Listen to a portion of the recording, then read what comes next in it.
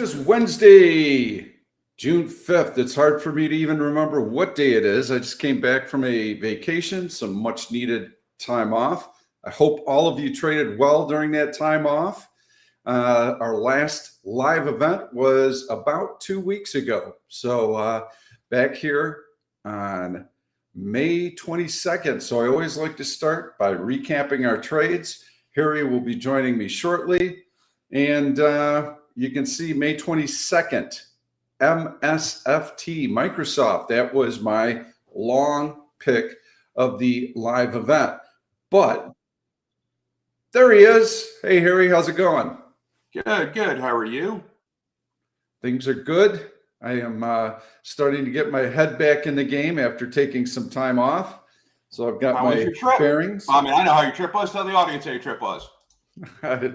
It was kind of a fishing trip from hell. It was traveling into the wilderness with a boat, 3,000-mile trip, round trip, and we had trailer problems. So broken axle, and we got that repaired, figured out a solution, and then had a new trailer, a different trailer, broke a spindle. So I'm glad to be home, quite honestly.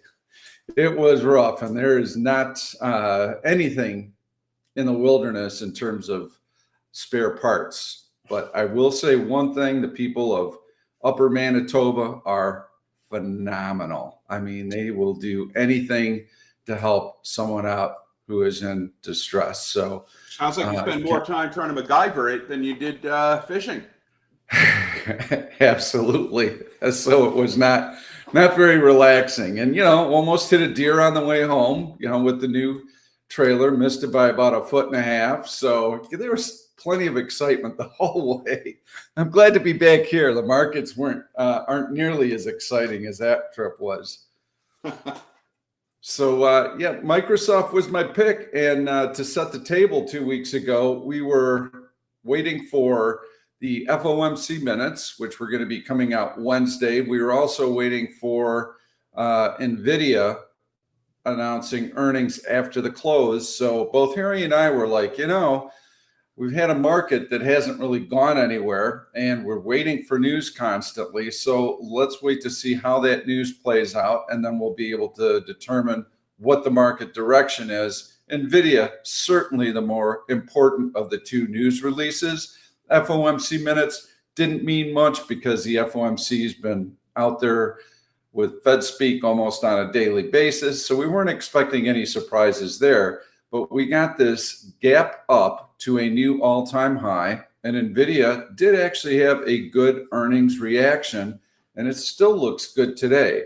But you can see how these gaps up to a new relative high have often been faded. And actually, I'll show you that in the market, because there we'll be able to see it more clearly. That was a gap up to a new relative high, big sell-off, bearish engulfing candle. Same deal here.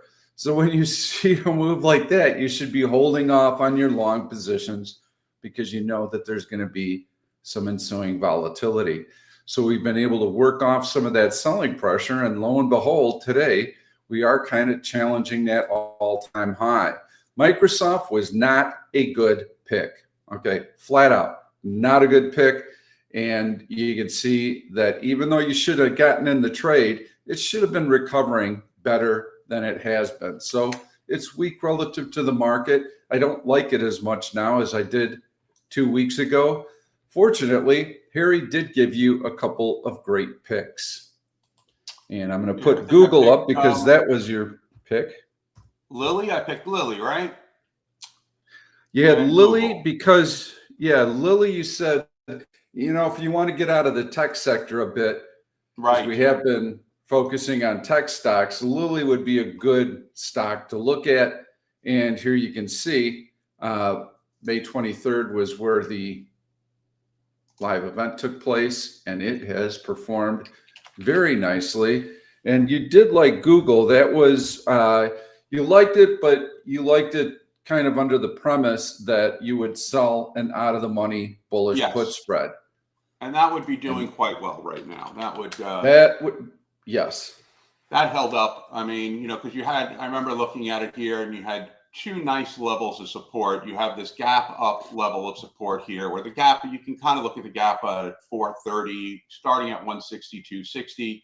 And then, of course, you have the 50 SMA, which is at 164.32. So, I mean, they were slightly different back when we gave it, but the idea is still the same here.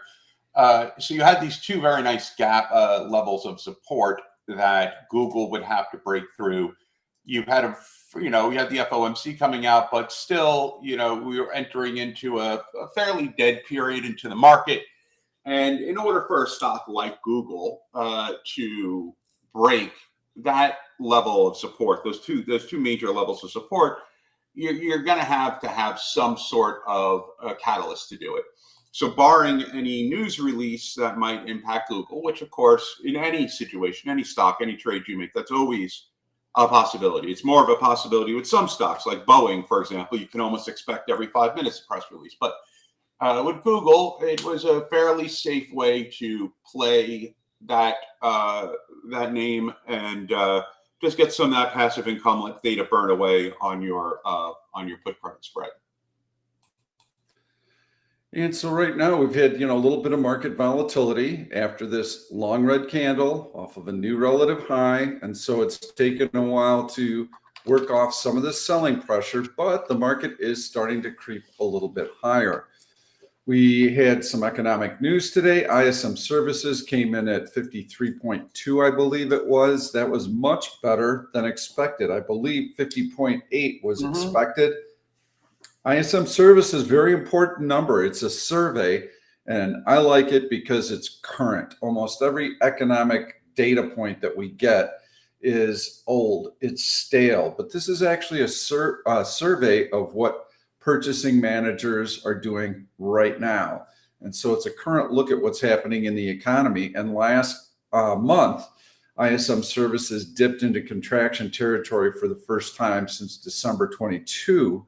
And so having that nice little rebound today, I believe, is helping the market to move higher.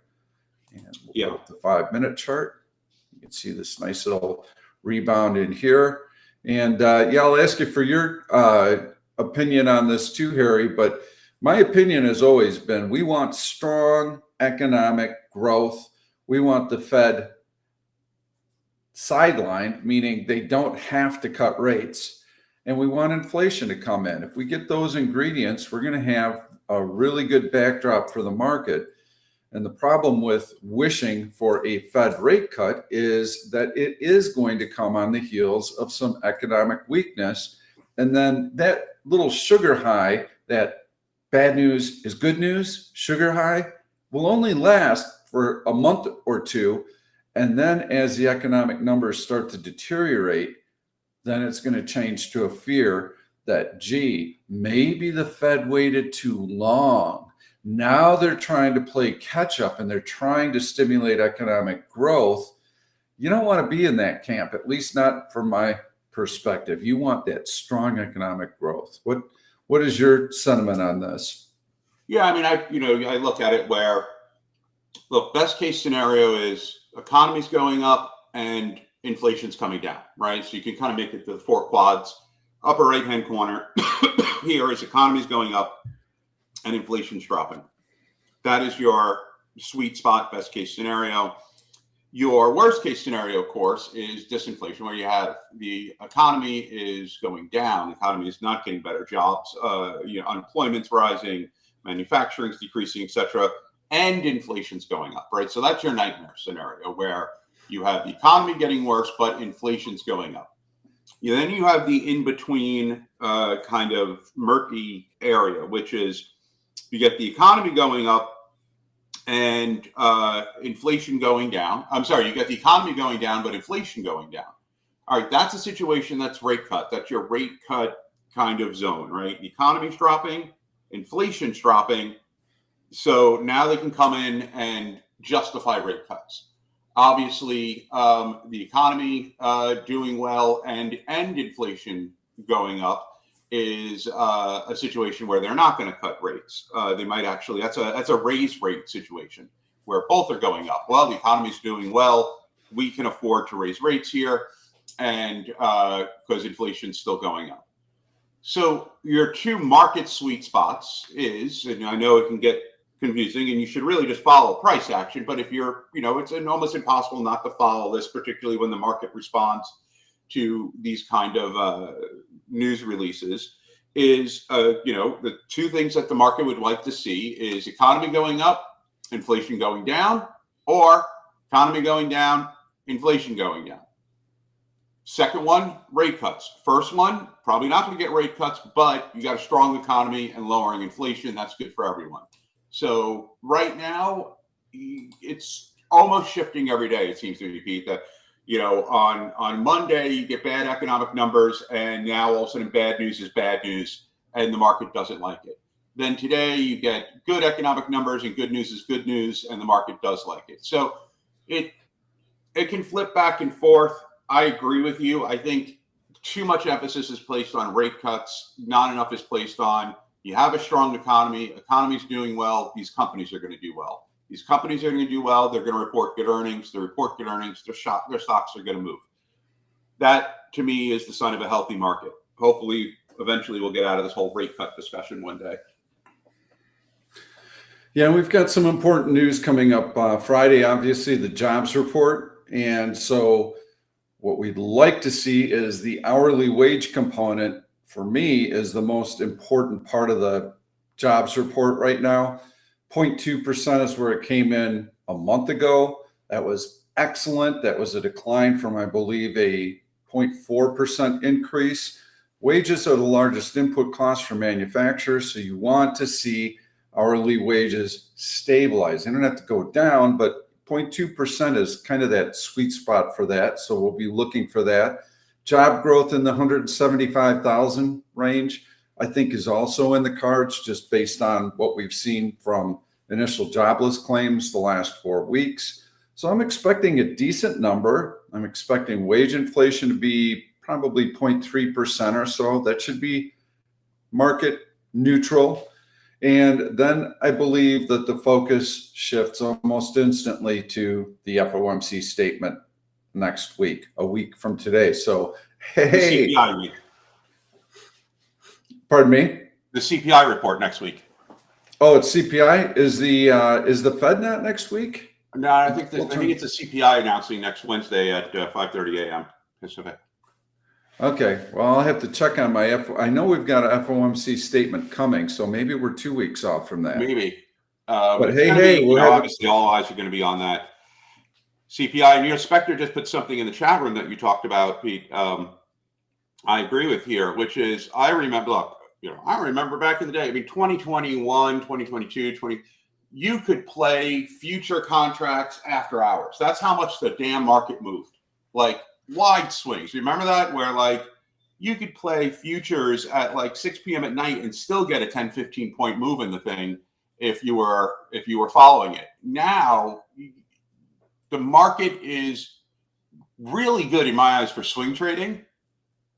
Less volatility intraday for day trading. Back then you had all this constant volatility in swings, which was great for day trading, but quite unpredictable for swing trading. So I think, the market has settled in. It's a lot, volume has dropped. The range is kind of consolidated.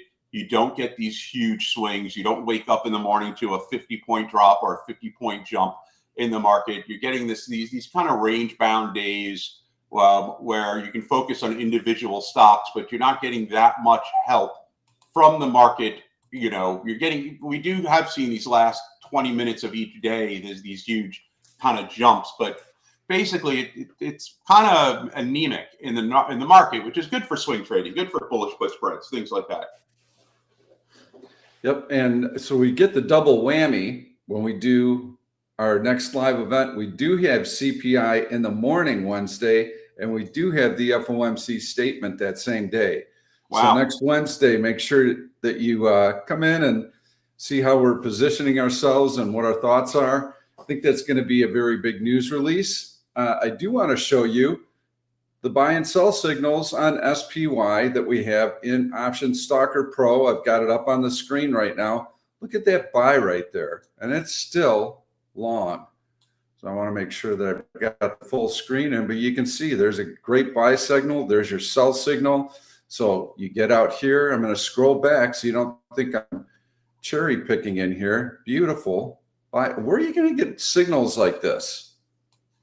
I challenge you to find better trade signals than this. And we can scroll all the way back and take a look at where all the signals came in. So if you wanted to keep your analysis simple, if you're a swing trader, just follow what you see on the chart here. You see a yellow sell signal, you want to favor the short side. You see a blue buy signal, you want to favor the long side. And there was a long stretch back in here where it was just on a very, look at that buy signal. It told you get long and stay long. Ignore the little dips in here. Stay long. We're kind of in a similar He's not talking about let's get long on SPY. He's saying if there's a buy signal there on SPY and you have stocks that are strong, have relative strength, hey, it looks like I can count on the market support pushing my relatively strong stock up. If you get a sell signal and you're long on some of these stocks, even though they have relative strength, that might be the time to take profit because the market might be starting to take a little bit of a breather, make a dip. And even though the stock's relatively strong, it's still going to get pulled back a bit. So, these signals help you because for us, it's all about what is the market doing? What is the market going to do? And which stocks are doing it with it. Exactly. We want to be riding the fastest horse always. And there are going to be times when you get a long red candle like this, a bearish engulfing candle there or there, when you decide, okay, I want to still sell out of the money bullish put spreads. I know that I'm going to have a little market volatility. I'll wait for support and then I'll sell them. And you get some volatility, wait for support, and then start selling your out of the money bullish put spreads. So technical analysis, price action is all you really need, all the fundamental news that comes out. It's good to know when these news releases are coming out because you can plan your trading around some of that volatility. So you know that, there's going to be a little added volatility on Friday because of the jobs report. There's going to be some Wednesday morning because of the CPI. We got the FOMC statement. So it does factor in, but you don't have to play junior analyst and try and figure out what all these numbers mean. Just follow price. And I say this almost every time, but I truly believe, look, obviously we're technical traders. Very rarely should, if ever, fundamentals go into your day or swing trades. I know there are very rare exceptions to that. However, there are certain stocks. I mean, I was asked in the chat room the other day, should we still use SPY as your kind of cornerstone for relative strength when you're looking at a stock like Coin? And yes, you should. But it does bring up the question that there are certain stocks that technical analysis are going to be less effective for, right? So Boeing, for example, even Coin, where there are external factors that are going to come in and apply pressure, whether buying or selling pressure to a stock, that will nullify those levels of support and resistance easier. So, all of technical analysis can be boiled down to correctly identifying the levels of support and resistance. That's all it is. Everything else, that all the indicators, everything is to better get a sense of levels of support and resistance, whether it's intraday, whether it's long term, whatever time frame you're looking at, getting a sense of where that level is. Now, those levels become meaningful in so much as other traders and institutions follow those levels, right? If you have a level of support, for example, NVIDIA has probably some psychological resistance at 1200 here. Why? Because it's that round number of 1200. That isn't a strong level of resistance, but it's probably enough to maybe get a little bit of a pullback. However, there are other stocks that those levels are going to be dictated very much by external factors. So Coin, you get a huge drop in Bitcoin. It can blow through a level of support much easier than, let's say, a Google can, where it's going to take a lot more pressure to break those levels. So you just got to keep in mind that, yes, we follow SPY, we follow the relative strength and weakness, but there are certain stocks, biotech stocks, for example.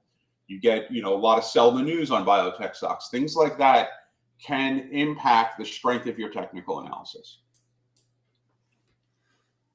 I had a question. Hey, are these green and red lines in OneOSI a future feature? Yes, they are. We're working on all sorts of display enhancements for Option Stalker Pro. We have our intern Carter back in action, and we've got a whole punch list of things that we're going to be working on. So I'm excited to see some of the changes. I know what we're going to be working on. By the end of the summer, we should have some really cool stuff for you. Got some questions here. They're both about earnings plays I did. I don't like answering the earnings questions on these broadcasts. The earnings plays that I do are separate. I do them with a slight edge. It's kind of like counting cards at a casino. You're not guaranteed to win. Maybe you get a 55 to 45% edge. So if you play it often enough, you're going to come out ahead in that situation. And I only play earnings if I don't think it's a coin flip. The edge I get is through information that I'm able to get through JPM. So,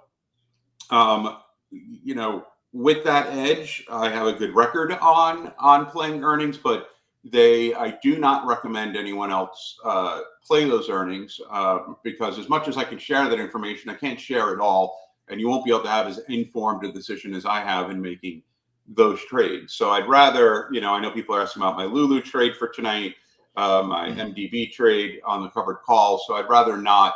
I can answer this question separately on Twitter if you send me a message, but let's keep this broadcast focused to relative strength, relative weakness, the right stocks to get in the market, etc. Yes, and fundamental analysis gets very, very involved as well. And It does. I consider myself well-versed in it, but you've got to have the inside information, and a lot of the large institutions spend billions of dollars. If there's litigation, imagine they have people sitting in the courtroom evaluating where they think the jury is leaning. Well, I don't have that information. Yep. They do, and they've got big money behind it. They've got their ear to the wall. They know what Congress is doing. They've got satellite imaging of parking lots and shopping malls on Black Friday to see how many cars are there, on and on and on. That's the type of research that they have available that we don't. And so even then, they sometimes get it wildly wrong. I remember just this last week where JPM was trying to tell me we're bullish on Dell going into earnings. And I didn't take the trade. I didn't do the trade. It's not that I disagreed with their analysis. I didn't have a strong enough conviction behind their analysis. Sometimes you have to really read into the words of what they're saying to see just how strong their conviction is, but they got it wrong.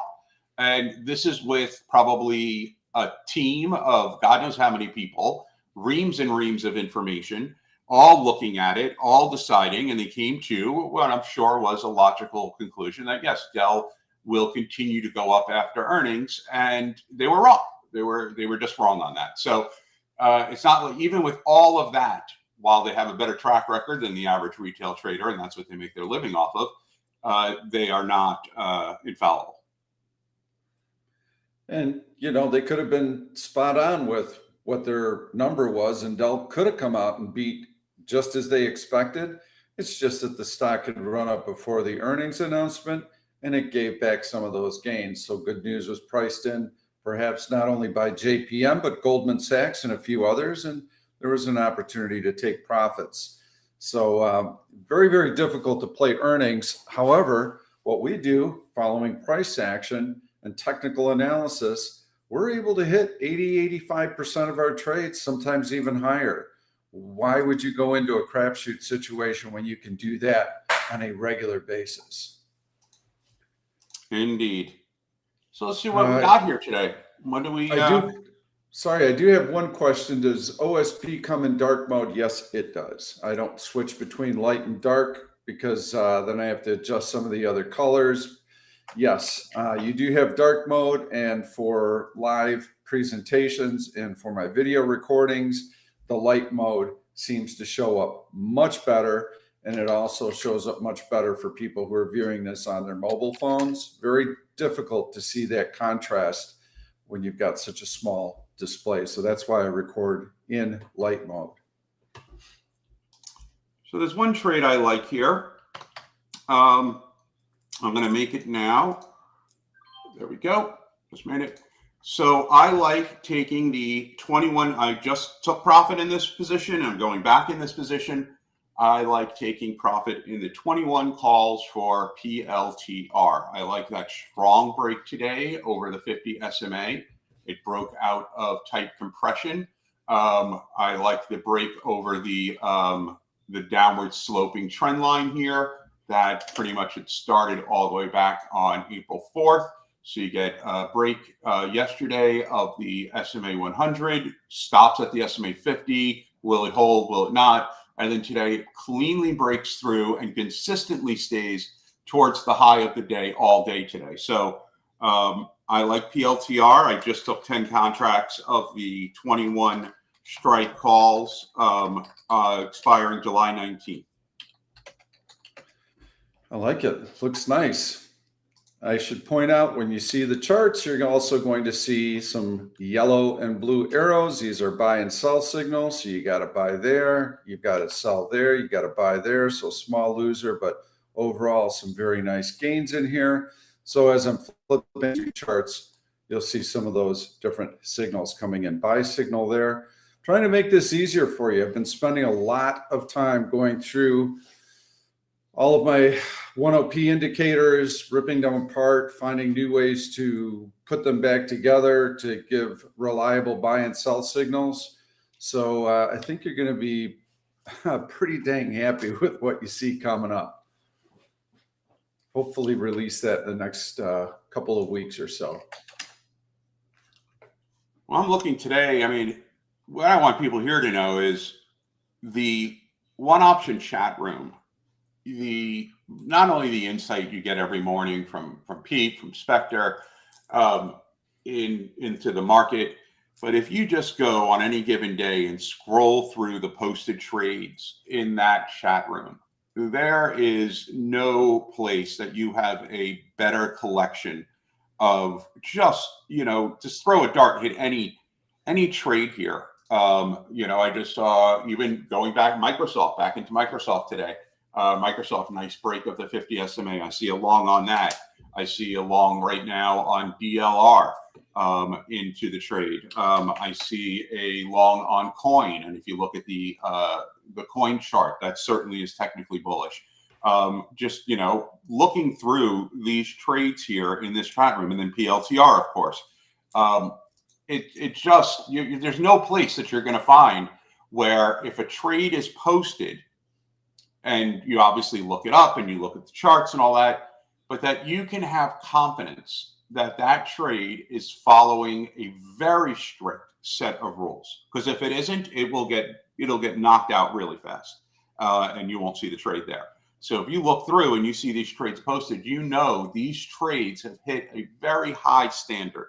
To me, like, it is an indispensable trading resource, not just to soak up knowledge, but to really see what are people trading today, and knowing and having really good confidence that those trades are solid trades. I mean, Dave posts a trade and you can pretty much bank on the fact that that's one of the best trades out there.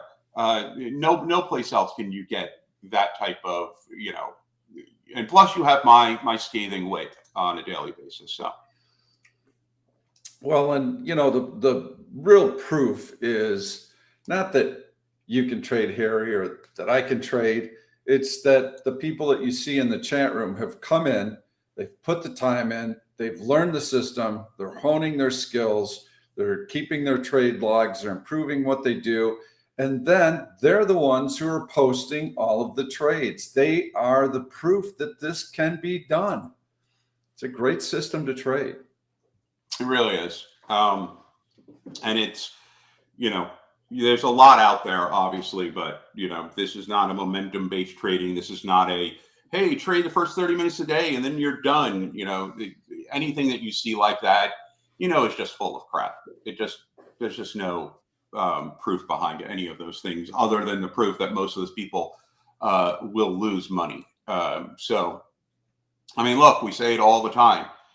trading is probably simultaneously the most rewarding and the most difficult career path you can take, because you're taking a career path where your likelihood of success, just statistically, even if you follow all the right methods, is low, because there's a huge mindset gap between what it takes to be a successful trader and what it takes not to be, and the type of mindset that will basically doom you.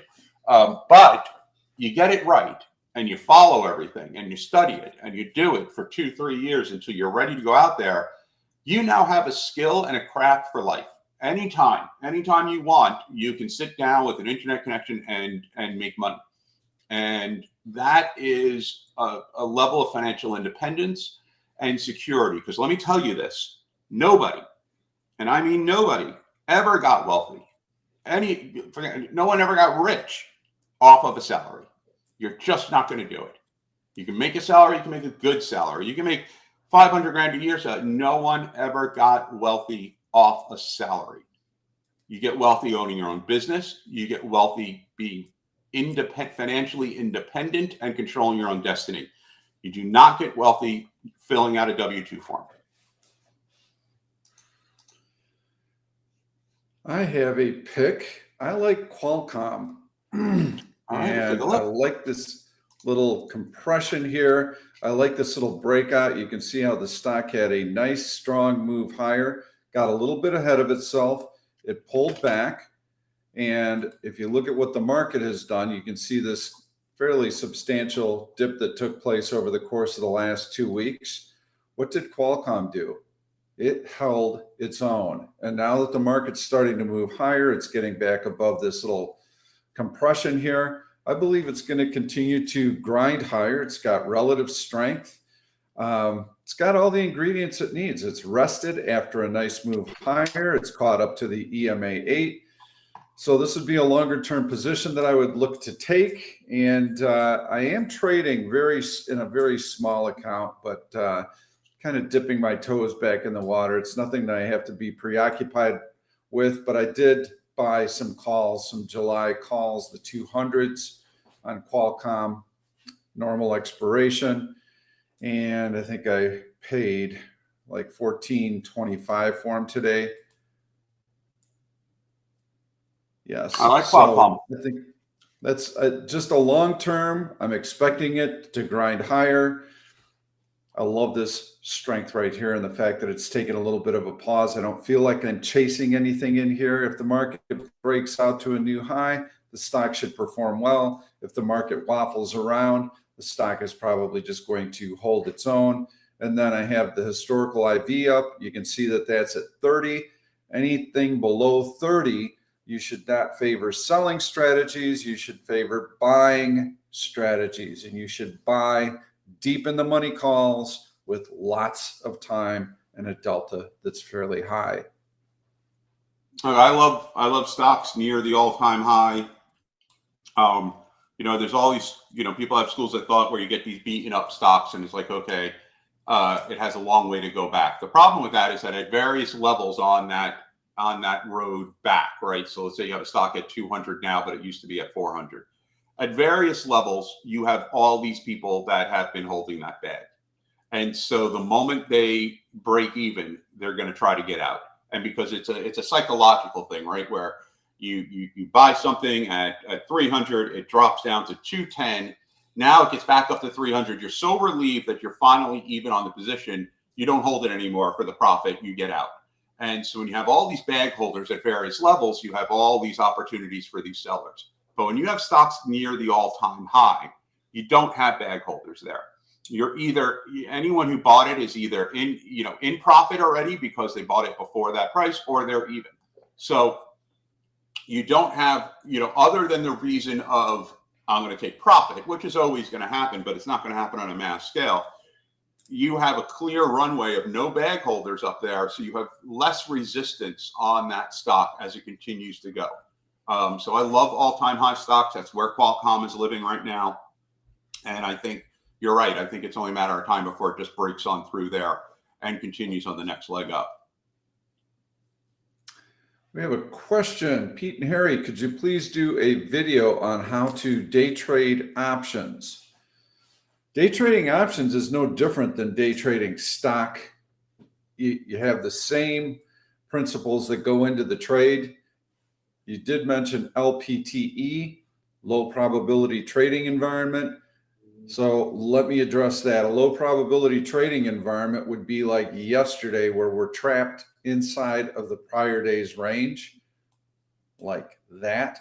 This is not a good environment to day trade options because you don't have liquidity in the options. You've got a fairly wide bid-ask spread to make up. You're better off being in the stock because you can buy bids and you can sell asks when you trade the underlying stock. So LPTE basically means don't trade options, don't day trade options. When you do day trade options, you're very limited as far as the stocks that you can pick from because the option liquidity is inferior to the stock liquidity. So now you're only looking at maybe being able to trade a couple of hundred different stocks that have decent bid-ask spreads. The slippage between the bid-ask is much, much more difficult. So when you're getting in and out of these positions with a wider bid-ask spread, it means that you need to have staying power. You're not going to be in and out and in and out. You're going to be in, and you need to hold that position for at least a few hours to be able to offset that slippage. Well, if you don't have any movement and it's just back and forth chop, you're going to get chopped up. So you shouldn't day trade options when you've got a sideways market, inside day, low volume. You have to wait for days like today. New high of the day through the prior day's high. Okay, I can work with this. So you must identify when you have this type of market strength. Someone asked here, thoughts on Dell after earnings drop, but at the moment, trying to hold the 50 SMA, please and thank you. It's an interesting question because, Chip, I mean, this is more of an advanced kind of trading question. And the reason I say that is if you look at Dell, obviously you've had this huge drop off of earnings, right? I mean, this thing was up by 180 and now it's down almost 43 points from that. Okay. So you have this negative report. But you see attempts, including on the day of night, the day after earnings, the day after that as well, of trying to break through two very strong levels of support. The first one being, of course, the SMA 50. The SMA 50 right now sits at 131.57 several times, including yesterday, the day before the earnings day, and kind of today where it went down to 132.95. It tries to break that. It can't. The other one is if you draw an upward sloping trend line from the bottom of 419 and you get 1, 2, 3, 4, 5, 6, almost 7 contacts, that line also comes in right at that 50 SMA. So one argument you could look at this and go, okay, this thing has not been able to get through two very heavy levels of support, which means institutions which are driving this are well aware of where that support is. They are well aware of that it hasn't broken through. And so the question now becomes on Dell is how long does it have to confirm at that support level before there is a convincing argument that, yes, this is going to stay above the 50 SMA, in which case you will see some buying going into that stock. The conservative way to look at it is the drop off of earnings, drop that stock down to a gap of 144.80. That's where your gap begins. So if you want to really be conservative about it, what you do is that is your confirmation point. The moment it gets into that gap, so at 145, it has now entered into that gap. It's $7 away. Now you could say the stock is starting to recover, and it's already into back into a gap that happened on Wednesday, May 15th, where it had a nice pop. So that gap is being filled. You really want to see the gap from 531, May 31st, that earnings gap started to be filled there. But I see what you're seeing. I see what you're thinking. Yes, there would be a huge argument there, yes, to say this is entering bullish territory. I would just wait a little bit on that confirmation. The other thing that you'd like to see is a very nasty day in the market where you get a long red candle and where Dell holds up beautifully above that 50-day moving average, doesn't budge. Mm-hmm. That would show you that any sellers who still have stock to go would be selling it when the market is down, and there are buyers meeting that selling pressure. That's another sign that support is starting to form. But yes, after a negative reaction like that, you want to give it, I like to give it 5 to 10 days. It varies from stock to stock, but that's just a general guideline. Right now you've got 4. You need at least a week, another week's worth of data to say, yeah, this looks like a decent support level. And in that time, you might get one of those bearish days in there where you can confirm that, yes, there is support in Dell. Then you can move forward. You wouldn't need to be aggressively long. You could sell an out of the money bullish put spread keying off the 50-day moving average, or perhaps even going a little bit below that. Give yourself some room. Yeah, and Pete's advice on waiting is well taken there too, because think about this, you're an institution, you see the earnings report and you go, okay, we have a $500 million, billion-dollar position in Dell. Close it, get rid of it. They can't do all that at once, right? They just can't. There are rules. So they're going to stagger it. They're going to do it on the dark pools. They're going to slowly, get rid of the stock. So that's going to take time. That's going to take a week. It's going to take 2 weeks. They might see that 50 SMA holding there. They might have already sold half their position or whatever by now. That caused some of that drop. And now they're saying, all right, hold on to the rest and wait to see if that 50 SMA holds. So you could still have a big sell order sitting out there waiting on that support level to hold or not hold, which is a bit of a self-fulfilling prophecy because whether or not it holds or not holds is dependent on them selling that support level, their shares. But institutions don't just buy and sell all of their position in one go like we might as a retail trader. They have to stagger it. And you don't know how that's being staggered on a stock like Dell based on the earnings report. We have a question. Harry, why did you buy the high of the day on PLTR instead of waiting for a pullback?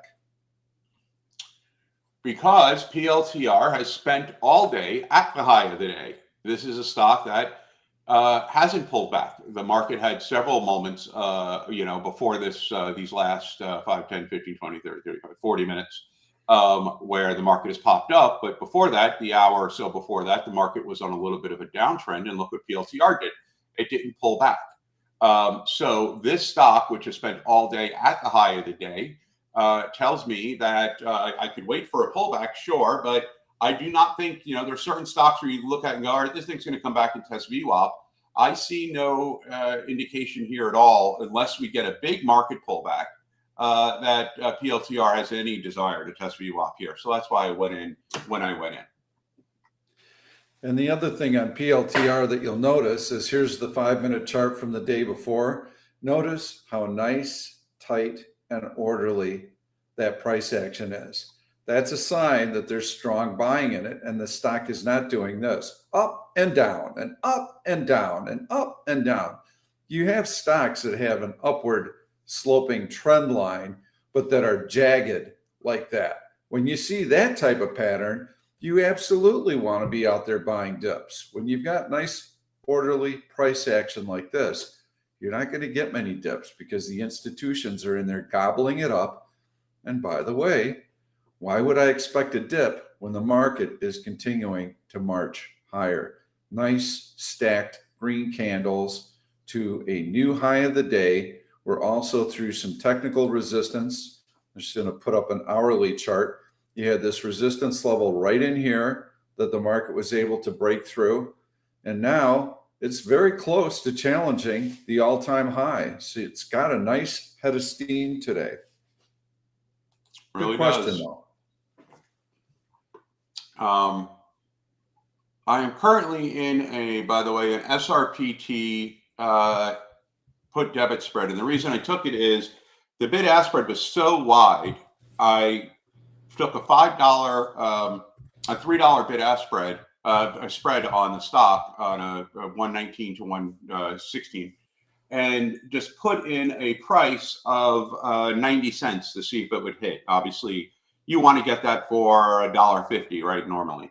And it clicked. I got it for 90 cents. So because I was just able to take advantage in SRPT, which up a little bit today, I still have 11 of those contracts, but it's retracing right now at a really good price. And sometimes you can do that with spreads when you have these kind of really wide fluctuating bid-ask spreads on a stock, because it's just extremely volatile. You don't have a lot of volume, maybe. SRPT is going to be a very volatile stock. It's very news dependent. And I was able to get the price of that, at 90 cents. So I just put in a price, see if it clicked. And if it didn't, I wasn't going to take the trade. It happened to click and I got the trade. You can do that sometimes when you have these really kind of all over the map bid asks.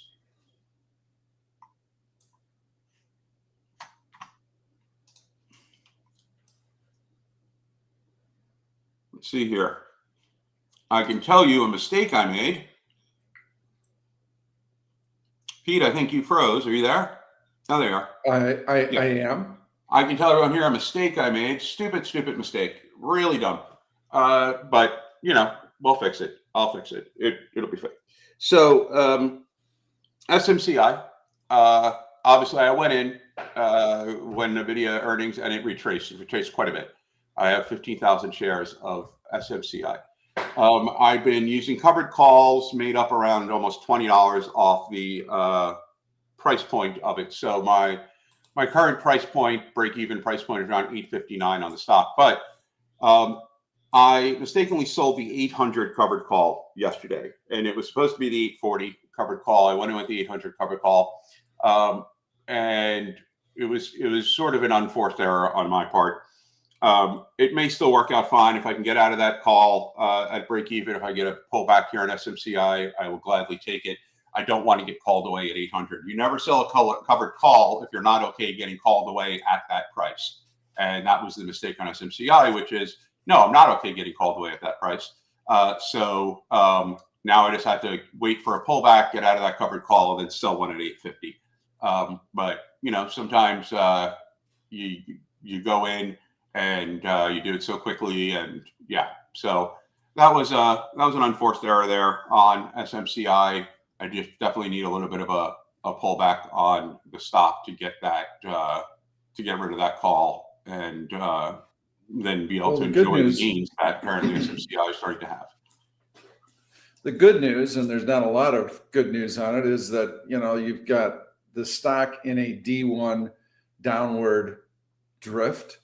And so right now you still do have that 100-day moving average and AVWEB-E providing some resistance, and it has not exploded higher today with the likes of AMD, TSM, NVIDIA. So that tells me that relative to the group, it's not quite ready to lift off yet, and it's pretty choppy.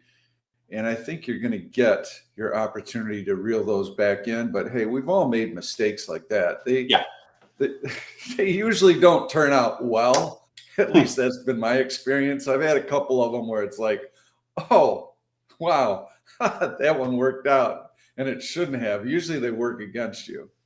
Usually they do. And NVIDIA, by the way, don't forget, is splitting next week. I believe next Monday it'll be a split stock. So you'll see NVIDIA at 120.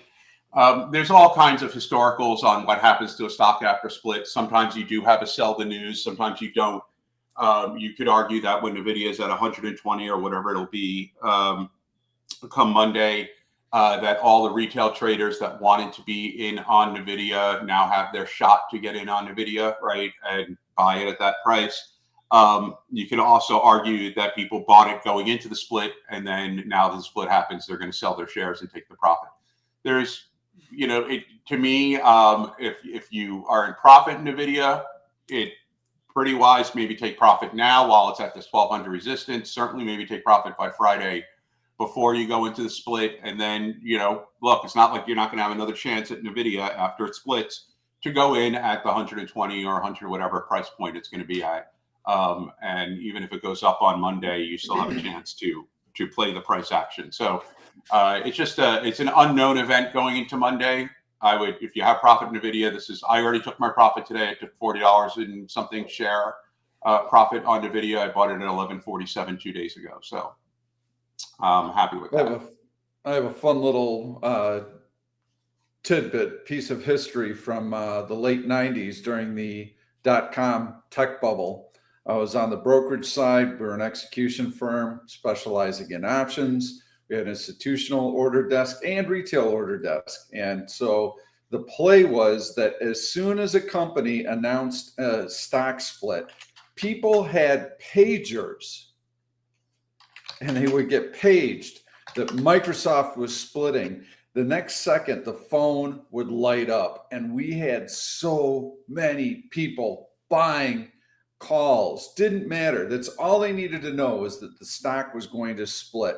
Buying calls and making a boatload of money because the market was in such a strong move higher. It was incredible. I've never seen anything like it. We haven't seen stock splits like that. And I mean, with the move that we saw in the late 90s, stocks were moving so quickly that they would split, sometimes even twice in a year. It was incredible. But yeah, to have pagers and then just blindly, buy these calls, buy, what's it, 2 strikes out of the money 2 months out? Yeah, buy them. How much are they? I don't care. Just buy them. I mean, it's decreased in recent time, but I remember when Amazon split. Remember when Amazon was like a $3,000 stock? There's a lot of stocks that are now being rumored for potential split coming up. From Melly to SMCI, a lot of those. Stock splits generally is an indication of strength, and in the investors love them. They're just not as prominent as they used to be, as a lot of these stocks would run to a cost prohibitive level. Someone asked, what criteria do you look to know a stock is overextended and you'd be smarter to wait for a pullback versus buying a new high? I tend to look at, I like the 8 or 15 EMA, and those EMAs have a slope to them, right? You can see a steep slope or a gradual slope, whatever the slope might be. And you match that slope to the slope of the price action, right?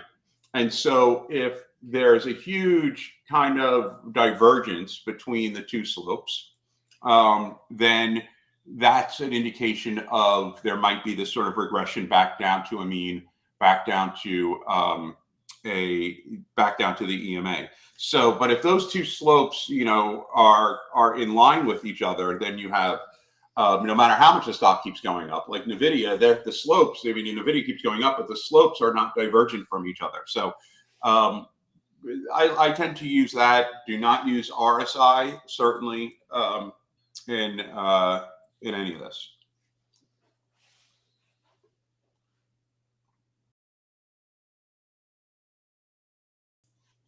There's a question. You haven't found anything in OS chat policies regarding posting paper trades in the chat. Is it encouraged? The main thing is that you understand the system and that you're finding good opportunities and good stock picks that fit the system. Then you can post. We don't know if you're doing a paper trade or a real trade, but if you're just kind of poking around thinking maybe I understand the system, we would prefer that you don't post. More is not better. We really want the trades in the chat room to conform and to be of the highest quality, because that's what helps all of the members. Correct. And don't lie. I mean, paper trading is fun. In fact, it's part of your training. If you're training to learn how to trade, part of the steps in doing that is hitting those milestones, paper trading. So nothing wrong with paper trading. It's all about the quality of your trade. But don't say you're trading real money if you're paper trading, right? Just say you're paper trading. Don't be like, oh, I made this amount of money today and it's a paper trade.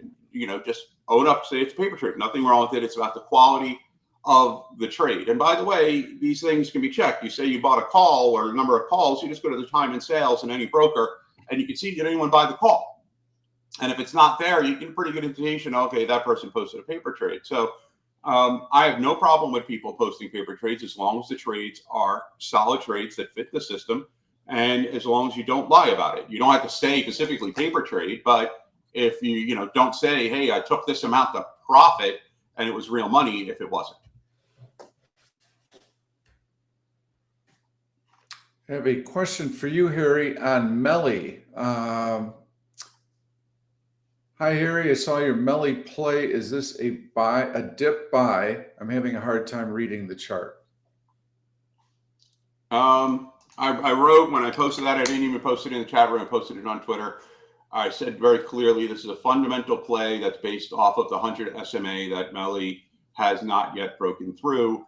And you have this sort of gap up from earnings, and you had no news event to change the price point. So it's a fundamental play. I didn't buy it. I bought 1,000 shares there.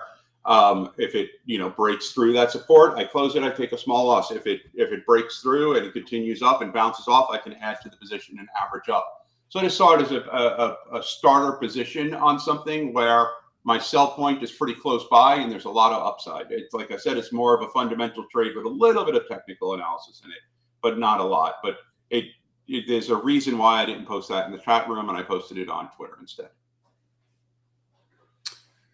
And let's see here.